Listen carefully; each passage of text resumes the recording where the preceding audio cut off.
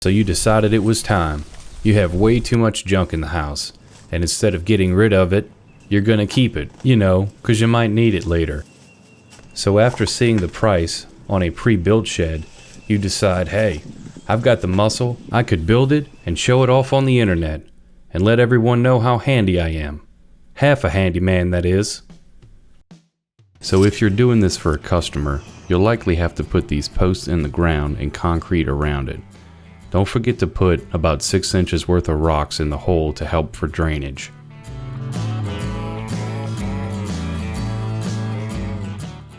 There were a ton of roots from these neighboring trees that made it about impossible to dig down. I used these cinder blocks to get a feel of what's going on and how long I would have to make my posts.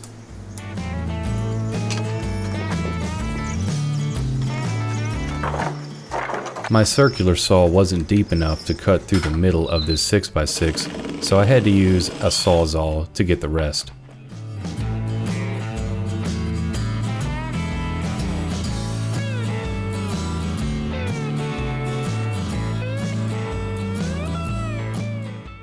You are definitely going to want some bracing if you have to build your frame like this. Remember, for this treated wood, you'll need galvanized nails. And definitely don't use untreated. You'll regret it.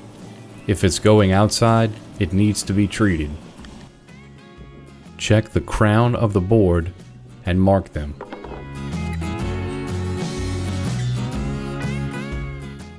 These will all be on 16-inch centers. This deck is being made a little different than what's on the prints. They are running 9 12-foot joists and 2 10-feet, and I'm doing the opposite with a total of 10 10-foot joists and 3 12-footers. This is because of how it's going to sit on the 2x6s. The third 12-footer will be cut into blocks and placed in between the joists.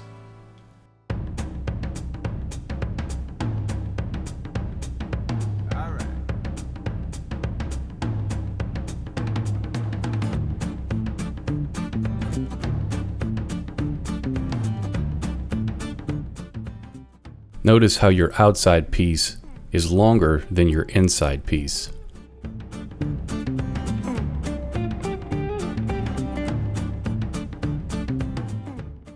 Let's check for square and get it into position. I believe the deck was hanging 2 feet over on both sides, with a 6-foot spread on the beams. I'm putting blocks in between the joists for extra stability. It's up to you whether you want to do this or not. You find your center at 5 feet, pop a line, and then stagger your blocks. Once everything is square and true, it's time to nail it. I put these hurricane ties on every other joist. That's also up to you. I decided to screw these in. Here I pop lines on 16-inch centers.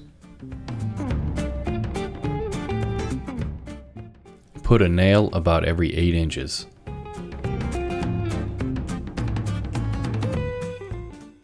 It's always a good practice to stagger your sheets.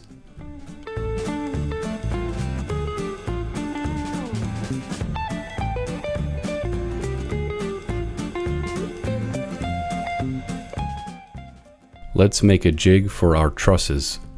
If your deck is square, then this will likely be square as well, but it's a good idea to check. So we're going to do the 3, 4, 5 method.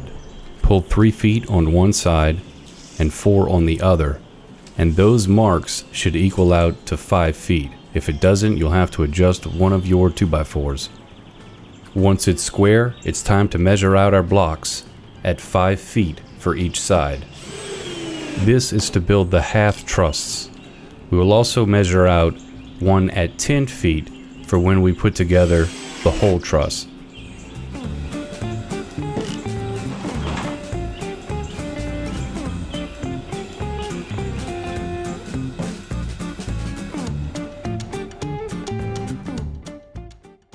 So we're going to cut these gussets out of this 7/16 inch plywood.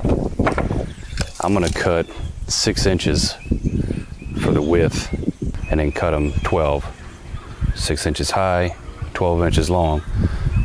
And I think we need around 50 something of these for this project.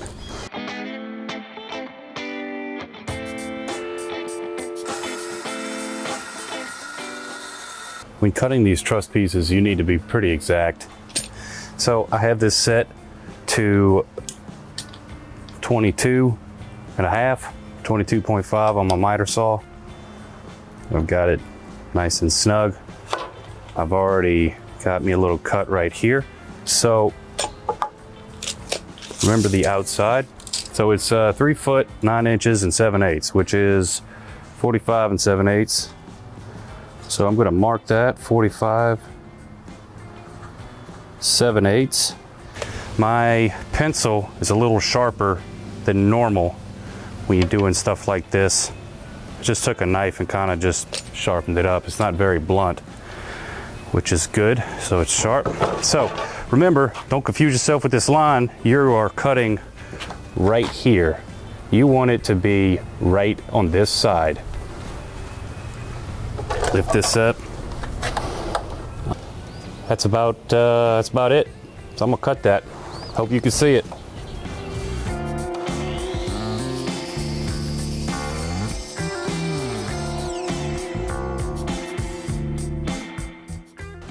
That was a little off, like 1/16. It's good enough. But this has to be right. See, look how nice that's gonna go. Isn't that beautiful? We've taken our truss pieces and put them on this makeshift jig. The width of this shed is 10 feet. So what we do is we pull from back here 5. So 5 feet from here to the top of this. Same with that. 5 feet from there to there. I've also made one back there that's good. That is at 10 feet. And I will show you how it works when we get to it. So these are 3 foot 9 inches and 7/8 long from the long end. These angles, I did them on a miter saw. You want to use a miter saw if you can. And it was on 22.5 degrees. Make sure when you're doing it, you don't go too fast. You make a mistake and end up cutting the wrong thing, like the wrong side here or something, and have it way too long or way too short. So if you're moving quick, there's a good chance you might mess up. All right, so we just set these things down here like that, just to get them nice. I'm gonna line it up. Do yourself a favor and mark a line. There were a few that I almost started nailing on that were not properly in the jig. Let's take one of our pieces and make a pattern or template, whatever you want to call it. I need to put something under the sides.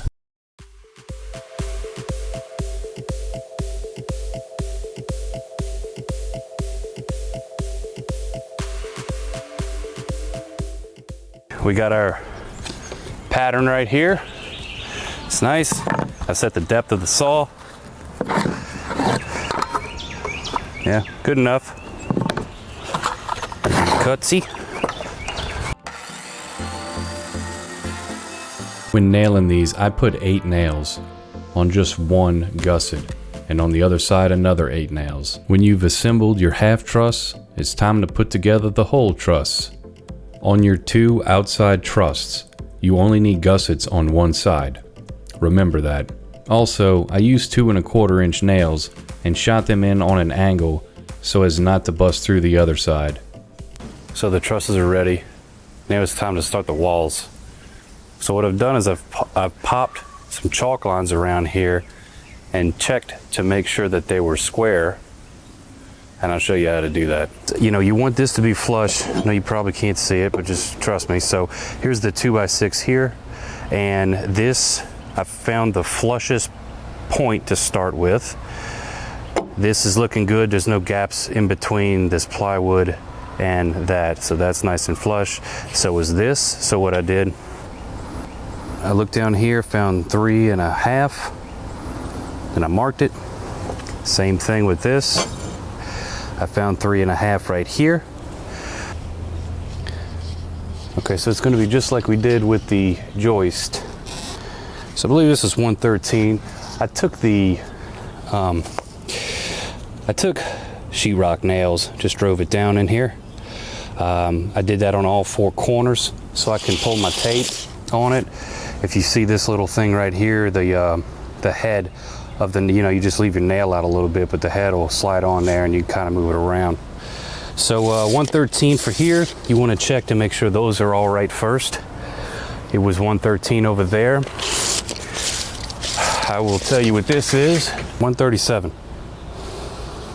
It's 177 and 5/8.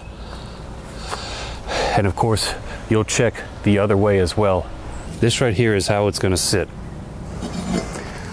whenever we frame up the walls.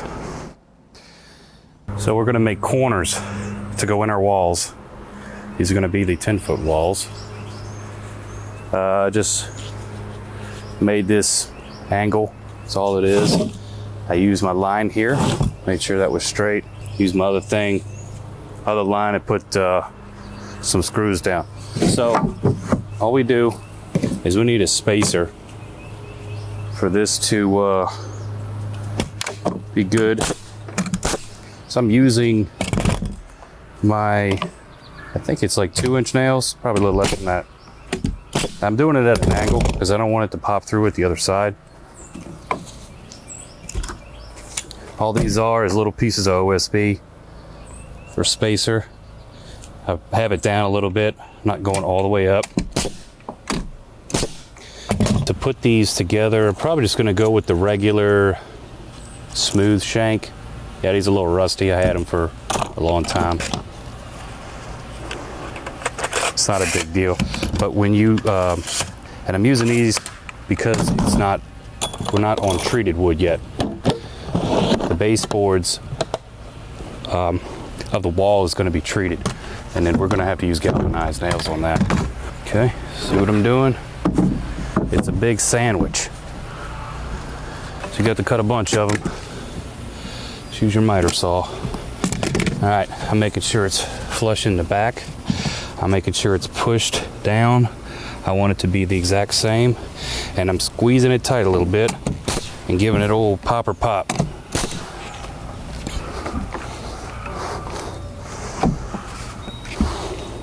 Same thing.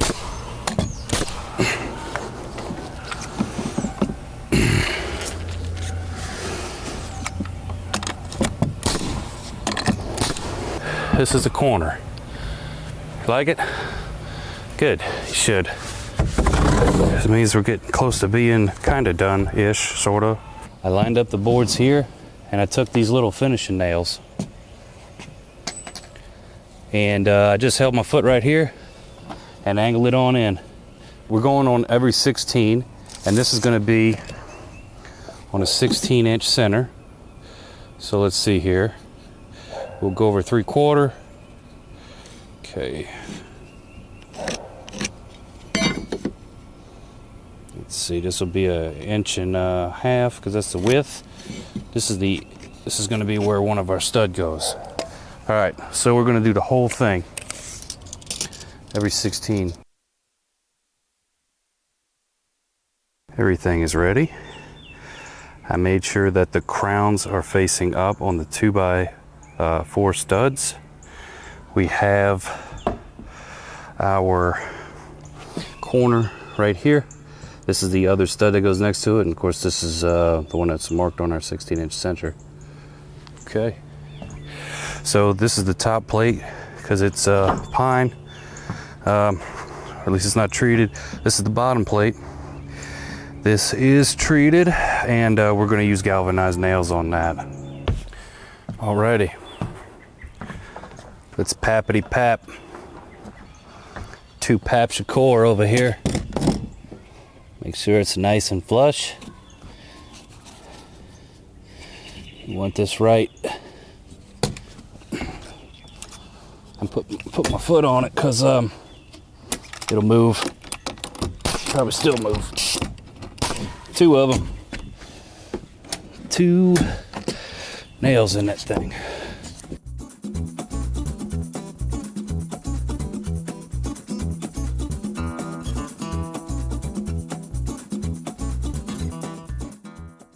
So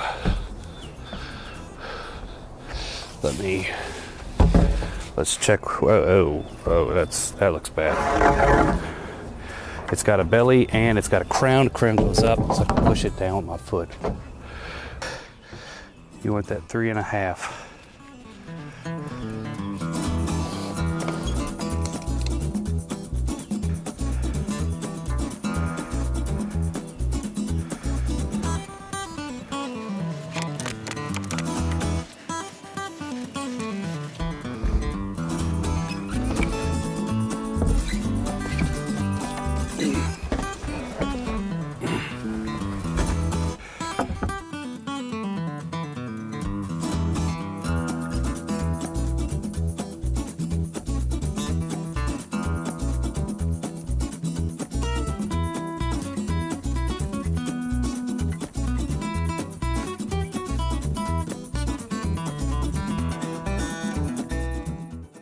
What we have to do is come over 12.5 here. This is going to be for the rear. We come over 12.5, and then down there it's going to be 12.5 as well. You'll see it in the prints.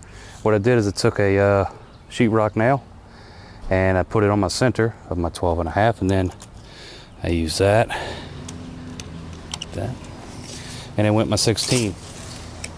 And there's going to be a top plate, but now this time, whereas the other ones, the top plate came in 3 inches, this is going to extend out 3.5 inches.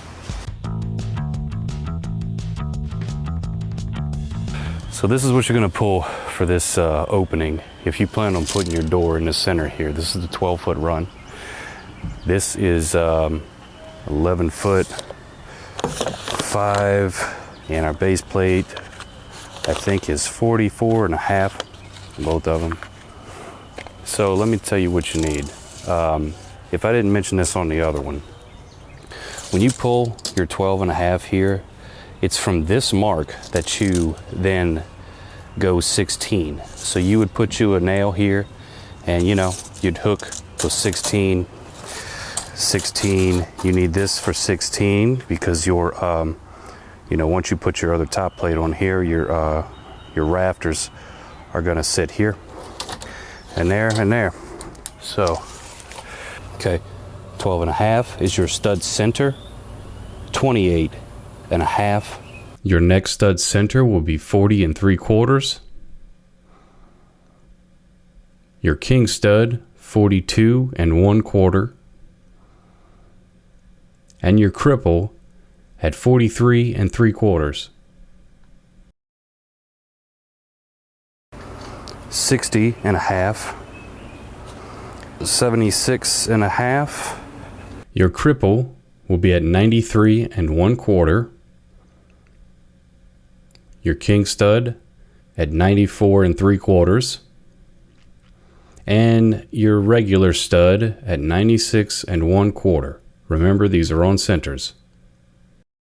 108.5, 124.5, and of course you'll need your one right here. Is pretty obvious because it just goes on the outside, or the just looks like that.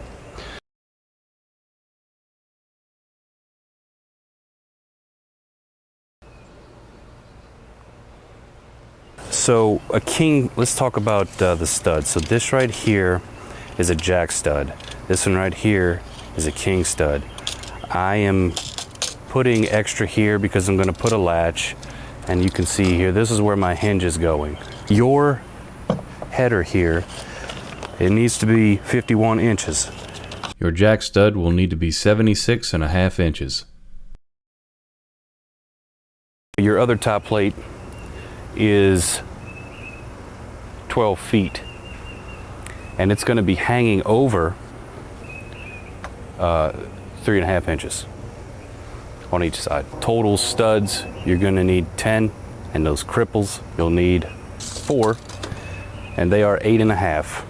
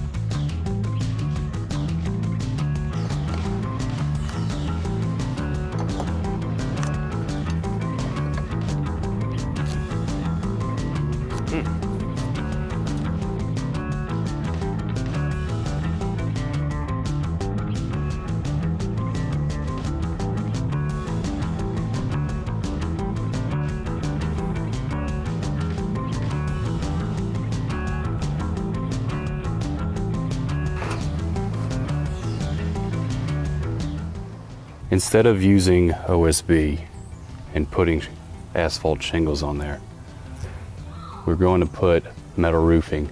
So what we need is strips. So these are the strips for the roof. So all I did was mark our studs. They're going to be on 16-inch centers.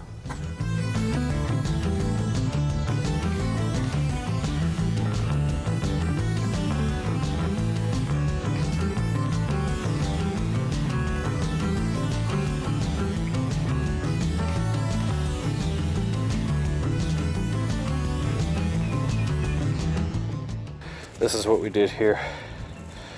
Just kind of give it a little gap. The first piece is on. When you're doing this by yourself, what you can do is put this little, put like a 2x4 or just whatever you got around, and you can use that as a guide. I have it 1 inch from here.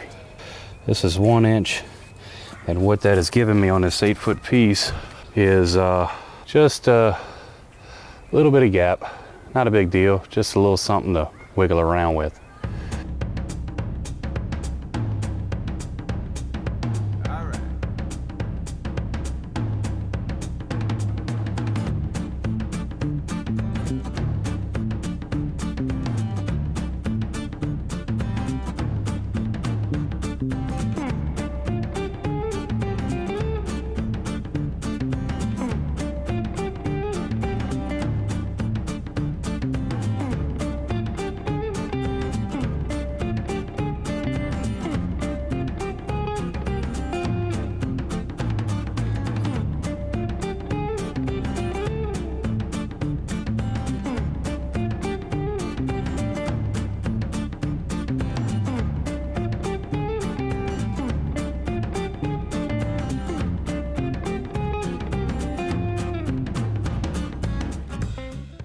All right, so we've already done the other side, the other wall, and it was 2 4-foot pieces, because that's 8, and then another 2-foot piece on the other side to make it 10 feet.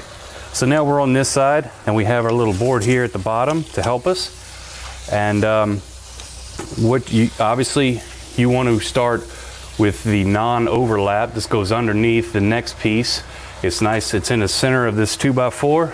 Figure out where your 2-foot where your 2-foot stud is, because on the other side there is no stud at 2 feet. Also, let me mention, if you're thinking, oh, I need to make this, I need a straight edge. I'm going to use this as a straight edge. This gap that is in between the tape measure and this edge right here, it's about, 3/8. Don't worry about that. That's supposed to be like that. You have, what you need is to butt it up to your corner. And the reason why is because you have 10 feet of T111, and if you wanted it to come to the outside, you would need 10 feet and, I don't know, 1 inch. It's about a 1/2 inch here and an inch on the other side. So that's right. Don't get confused and think it needs to be butt up on there, because if you do that, you're going to be short on the other end. All right, so I've got this up here. I've made sure that it was square. I actually pulled it on the top plate here.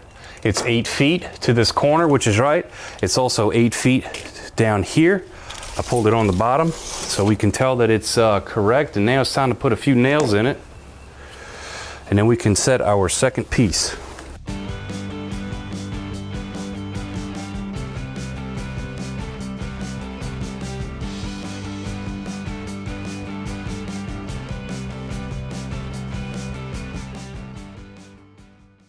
This is a little gap right here, which is okay. Maybe have it come out like this. When you do metal roofing, the first piece is real important that you get correct. If this is leaning like this, all of them are going to be cockeyed and it's going to want to go up.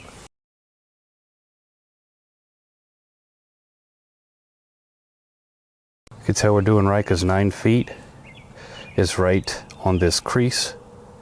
Right here, that crease is where it's supposed to be.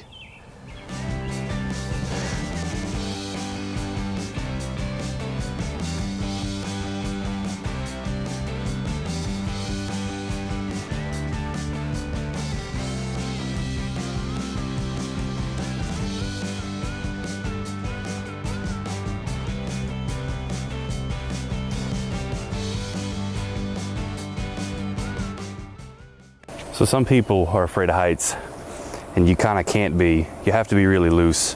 Like right now, I'm probably 8 feet off the ground, and then when I'm on top of the roof here, I'm gonna be 13 to maybe even 16 feet from the back. I have to put a ridge vent on top. And the only way to do this is to be loose and calm. If you're tense, you're gonna wear yourself out. So when I'm walking just like normal. I'm bouncing along with it. Now I'm pretty heavy, and yeah, this probably isn't the best 10 foot, a 10 foot 2x10, but it's what I have, so it's gonna work. I've done worse, and that's pretty much it. And then you can work, but if you're all super tense, you're gonna be doing this, and this is gonna wear you out in no time. So you transfer your lines from these studs on up, just like we've done before. The longest part of your stud is going to be on this side. So that is where we're going to pull that measurement from. We come up here, just right underneath here. So that's 40, just go 44 and a half. And we also want to check this right here. So this is going to be 40. We have to notch this out, okay? I'm going to take my torpedo level and check it out. Since there's nothing else I can actually pull on. And just try to go as straight up as possible as you can. 52 up top here, that's how long the 2x4 is. And I'm probably just gonna cut it an inch lower, let's just say 47. So 52 and 47.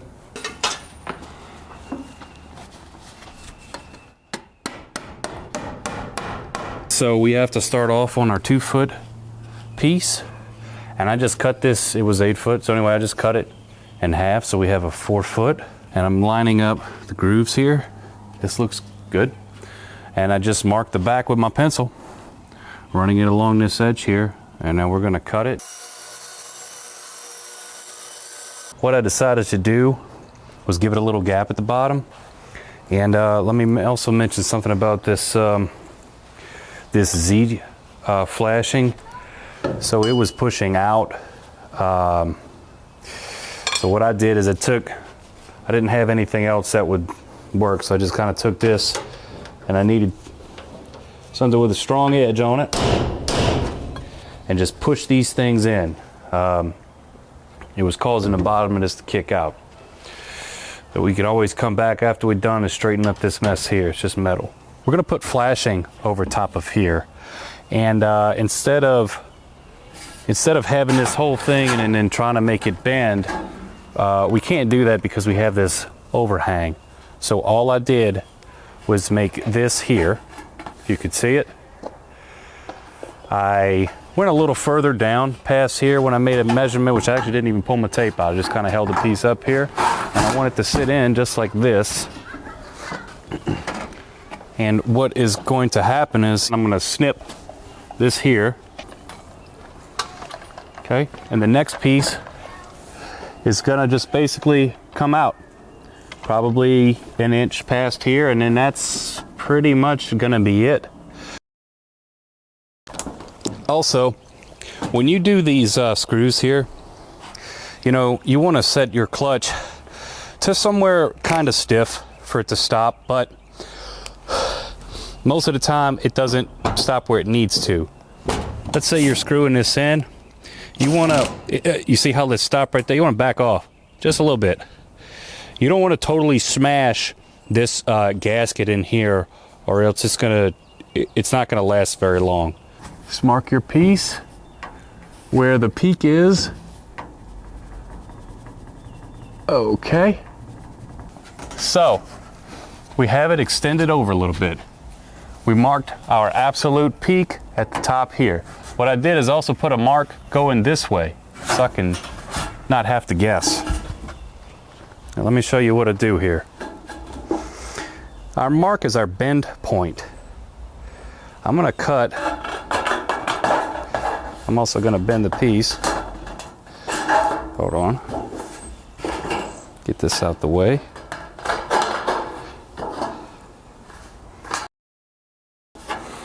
Okay. So we don't cut this, we cut here. All the way until that mark. right there. And then we bend this top.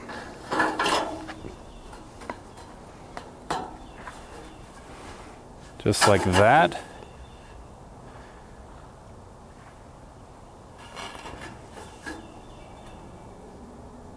So this was our peak. This is our line. So that's where we knew where to cut this at. And because the reason why we're doing this is because the other piece is going to come up here, just like that. This piece is just like the other side. And all I did was took my other piece here and I gave it a little, you know, just an inch or whatever past this piece right there. And then at the top, I found out where my peak was. Just like this, you could just kind of peep, put a little mark, then mark it downward. So let's see, so this would be our peak. Come straight on down, just like that. It gives you your nice angle. Okay, that's our angle. I've already cut it though here. So it's gonna sit nicely right on top. Also, I don't know if I mentioned, but this was sticking up. You'll have to just snip it down, whichever. You can come down this way if you want, or just kind of do that. It's probably better to do it this way. And that's pretty much it. Also, don't forget your ridge cap. Okay, let's work on this door. So you got a 4 feet opening, and we're going to give it a 3/8 gap on each side. So 3/8 times 2 is 3/4. So your measurement is 47 1/4 right here. To get the inner piece, we subtract 7 inches because each 2x4 is 3.5 inches. Remember, our opening is 6'6", 78 inches, and we need to take off 3/8 for each side, and that gives us 77 1/4. Trim your siding down some, as when you cut it with your saw, you're only cutting about a 1/16 to an 1/8. But don't forget to leave this little piece. Cut you a few 5/16 inch spacers. Use a trim nail to hold them in place.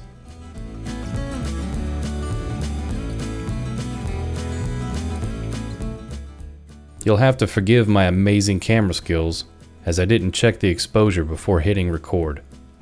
Hollywood called and said they wanted me to help film their next movie. I told them I'd think about it but never got back. After they tried following up, I just left them on red. I pulled a measurement at 1 inch from the side and the top, and that's where I am sticking the 1x4. Pull a measurement from the bottom part of the siding to that 1 inch mark that you have on top. Remember, when cutting that 45-degree angle, that's going to be your long end. Put a few nails in the door. Give it a check. Remember, when pulling this measurement, it's going to be the long end on each 45-degree angles when you go to cut your piece.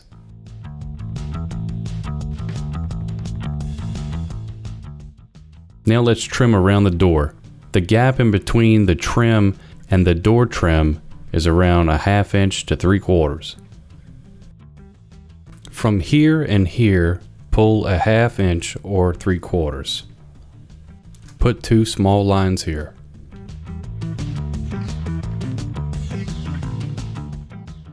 You'll also need a 1x4 for the bottom and the middle. I tried to make this piece of trim the same height as the 2x4 behind it. Remember, your hinges are going to go here. Make sure your hinge is straight by lining it up with the trim. Once that's done, take a permanent marker and mark your holes. You'll want to pre-drill them. Do the same on the top. I decided to put these mending plates on here because anytime I would open the door, I would notice the 2x4 separating.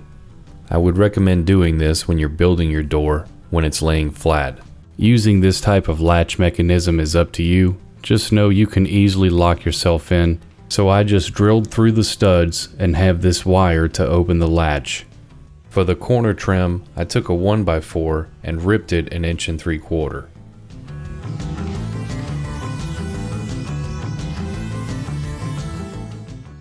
Once you're done with all the corners and the door, I would recommend putting some caulk on it. There's no reason to take a chance of water getting in there. Make sure it says paintable and exterior written on it. After it's dry, it's time to paint. It's up to you whether you want to roll it or spray it. I like spraying because it takes less time. If you decide to roll it, you'll need a roller with a large nap because the exterior walls are very coarse. When you're using an airless sprayer, you want to be about 10 to 12 inches away from what you're painting. Try to be as perpendicular as possible and not angle the sprayer. On your next pass, go 50% over, and so on.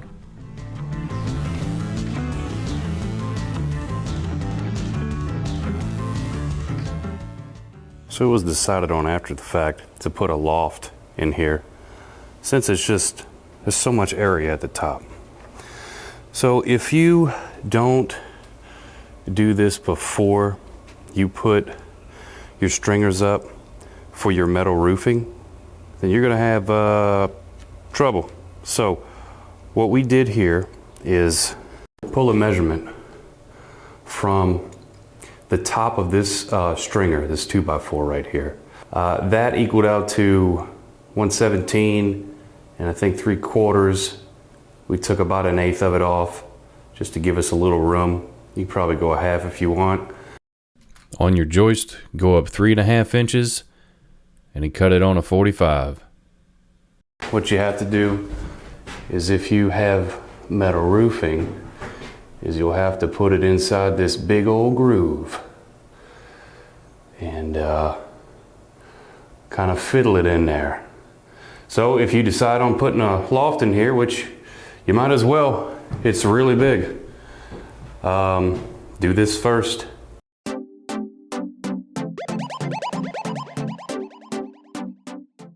Instead of using a 2x6, I'm going to use a 2x4. I'm using the level as a straight edge to mark the studs where the 2x4 is going to go.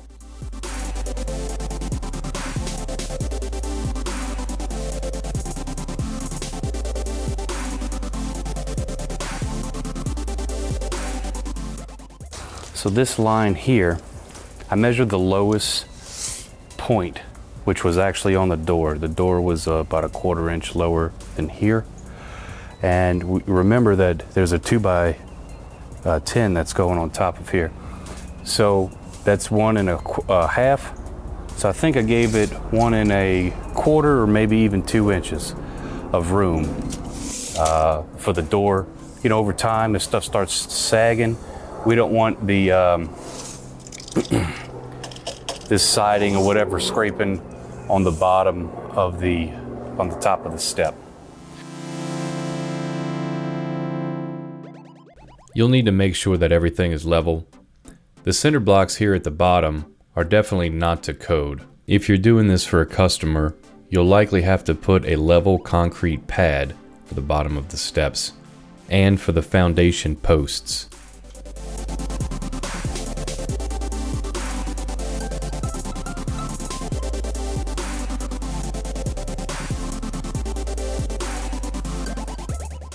Don't forget these blocks, as they give you more to nail to.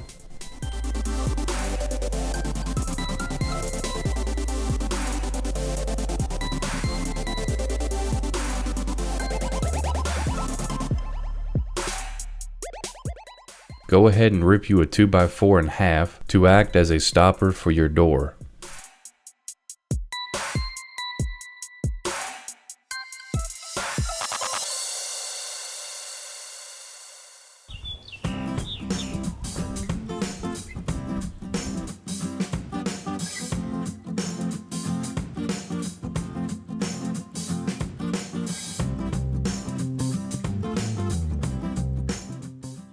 You could build some shelves, which will help you out, or you can buy them.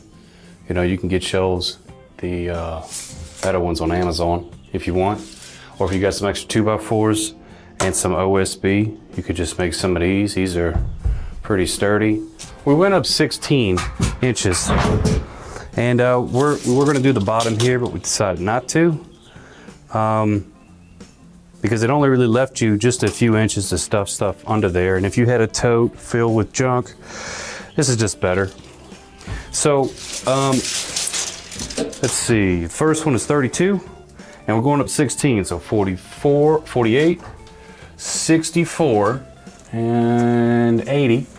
And then you put your 2x4 down, you would mark your line to indicate that you're going down, so you know. We decided to put one here because no telling what kind of weight's going to be on this. The only problem is it only gives you about 11 inches worth of putting your junk in there, which is fine.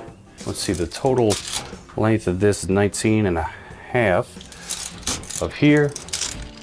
And we went 70 and a half. We took this piece of wood and butted up to the stud in the back. It came out here, 18 inches. You'll need 4. The other side is definitely not 18 inches, 21 and 1/2. All right, let's go over some details. So total cost for this thing was around $1,600, probably a little bit more than that. Now, we did not have to buy the roofing. We already had that, so you can probably add a couple hundred for that as well. The hours it took me to build this thing, and I had a little bit of help to put up the trusses, but not too much other than that. It was about 40 to 50 hours. So it's up to you what color you want to paint this. You know, to make it a little nicer, you could probably paint this trim white or an off-white, but it's up to you. Okay, so I decided to use metal roofing because honestly, it's way lighter, it goes up faster, and it's just so much better. If you want to use asphalt shingles, you can. You will need OSB for the top, and felt, and then a lot of energy because you're going to be worn out. Hauling those bundles around, it's a pain in the butt. I personally doubt I will ever do shingles again because I just don't enjoy it that much, and the metal roofing so much quicker. Also, the drawings are going to be in the description. They're free drawings. Just know that they're not completely accurate. I don't remember how many studs I needed, but I think it was more than what they had listed. You'll just have to go with what you know and make it work, kind of like what I did here. But they are free plans, and there is more on there. So you're going to want to use larger screws on these doors. I'm using number 12, 2.5 inch flat head Phillips screws. Right here. There's a lot of weight that's going on this. You want it to be strong enough, and since it's long, it's going to go in and hit the stud behind it. And remember, we put this is our trim piece, and right behind it is our stud, and that's what we're drilling to.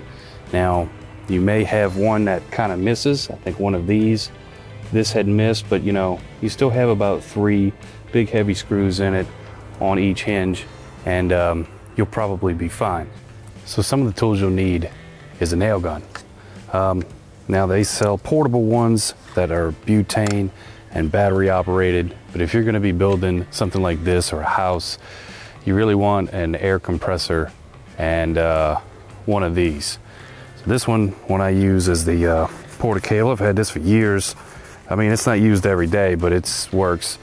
Let me mention that it is a 34, it takes a 34 clipped head on the nail, and what that means is this is supposed to be 34 degrees, but I have used 30 degree nails, which that's what these are. These are 30 degree. I couldn't find the 34 degree that this wants, but it works just fine. Like, I haven't had a problem with it. Let me also mention something else as far as the compressor size. So if you don't have a compressor, you may be interested in picking up one for cheap. You may be interested in those pancake I think 2.5 gallon oilless compressors because they're so cheap. I have used that in the past, but if you're going to be using something like a nail gun like this, you need something that has more capacity. What I have is a 5 gallon. I think it's a Harbor Freight Special that I've had for years as well. And it is not oilless. It has oil inside of it, and it replenishes the pressure fairly quickly. So you would want something like that. If you're using small, like trim guns or something, maybe that pancake compressor will work out fine for you. There's a piston with an O-ring that goes around it, and it's moving real fast and everything. And all you need is at the beginning of your day to put just a few drops inside of here. That's it. Okay, so the hose you want to use is something like this. This is very flexible. You can get this at the hardware store. You can even get it on Amazon. I would 100% recommend this one over the cheaper one of these. This is a piece of junk. I've had this, I don't know, 20 years.